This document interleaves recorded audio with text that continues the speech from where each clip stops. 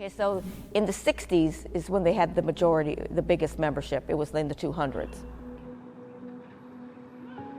And that's when they added the classrooms. They added classrooms down where the Ackerman Hall is.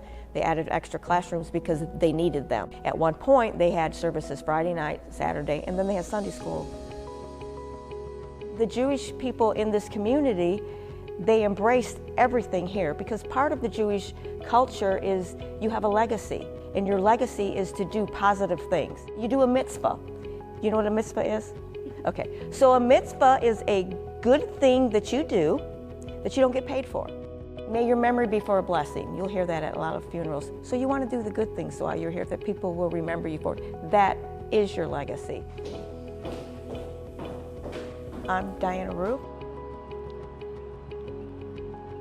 I am the site manager for the History Center, and I'm also the administrator for the temple itself. Okay, I'm from Michigan, and I moved here about 25 years ago. I did the DNA, and I discovered that my ancestor, my great-great-great-grandfather, was an Orthodox rabbi that came from Germany and came over to the United States, and he became a Lutheran minister. I wanted to embrace my roots, so I came here in 2018. This is my passion, this is my heart. So I don't know, I just have learned it, and the rabbi laughs at me and says I know more than most of the members do. So that is why I'm here, and I really, really love it here. Way back in the early 1800s, there weren't any Jewish people here. And the first Jewish settler was the Solomons, and they came about 1813. Their first services, of course, they didn't have a temple. They decided to rent something, and they rented the Rittenberg building, which is across from the brewery, the top floor. They raised the funds to build this temple in 1895.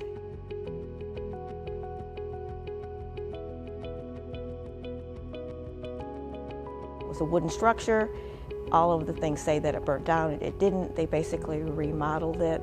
In the windows that you see here today were put in 1912.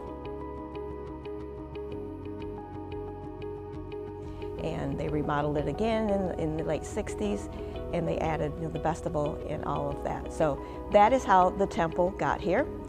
As they became part of the community, in the mid-1800s, probably about half of the stores downtown were owned by Jewish families. One of my favorite stories that people tell me that come in, because I listen to what they say, that during the Depression, you couldn't get money from the banks, but you could walk into a Jewish store and they would give you credit and you paid on your own terms.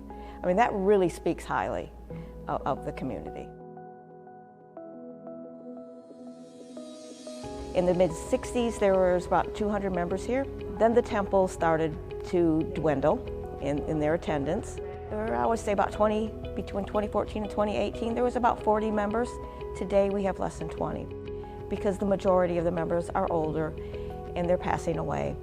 And we do not have a lot of younger members that come. I mean, the past couple of times we've had services, we've had a couple families come, which is promising.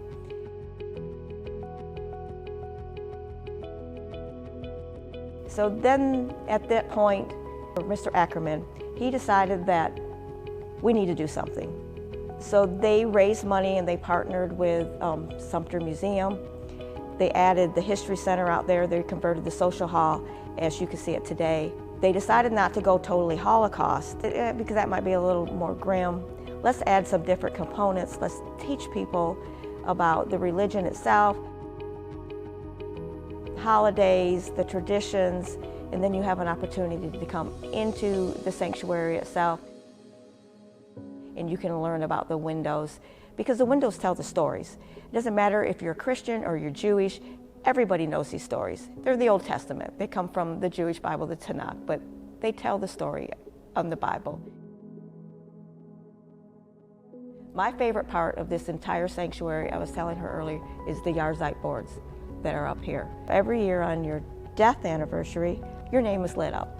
And your name is read out loud during part of the service. But to me, this is the most important thing in here, is I tell the children, when your name is lit up twice a year, for those few seconds that it's read out loud, you will never, ever, ever be forgotten.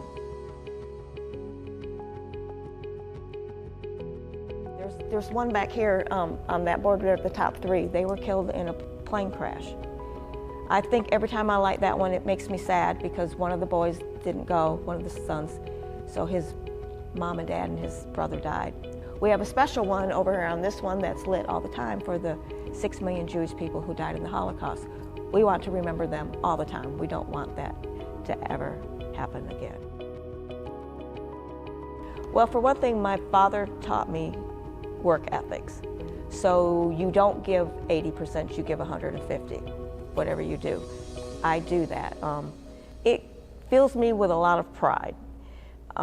If I can teach you something that you don't know and you go away with a positive attitude or a positive thought, that makes me feel good. When people come in here and they tell me, oh, I've learned something, thank you for doing that, that makes me feel good because I wasn't raised Jewish, and if I feel like I'm helping keep the tradition go on.